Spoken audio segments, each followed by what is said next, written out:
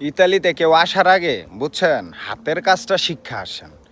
হাতের কাজটা শেখা অনেক জরুরি। এই যে আমরা যারা বাংলাদেশে বৈশা অপেক্ষা করতেছি যে ইতালিতে যাব, ঠিক আছে, কাগজ জমা দিচ্ছেন, তাদেরকে একটা কথা বলবো, আপনারা আজ হোক কাল হোক আসবেন, সমস্যা নাই, কিন্তু কাজটা শিখেন। হাতের কাজ যে কোনো কাজ হোক, ঠিক আছে, দর্জির কাজ হোক, আপনার ওয়েল্ডিংয়ের কাজ হোক, যে কোনো কাজ হোক না কেন, হাতের কাজ শেখেন। হাতের কাজ শিখলে বুঝছেন আপনার থেকে টাকা কেউ নিতে পারবে না সিনাই। আর যদি কাজ না শিখেন, হেল্পারি দেওয়া লাগবে এই দেশাই। আর হেল্পারির বেতন মানে নিজের পেট বাঁচবে, বুঝছেন, ফ্যামিলি আর খাওয়াইতে পারতেন না, ঠিক আছে। এই জন্য কাজটা শেখা অতি জরুরি, ঠিক আছে। আর কাজ জানা থাকলে আপনাকে সবাই আদর করবে, সবাই সম্মান দিবে, বুঝছেন।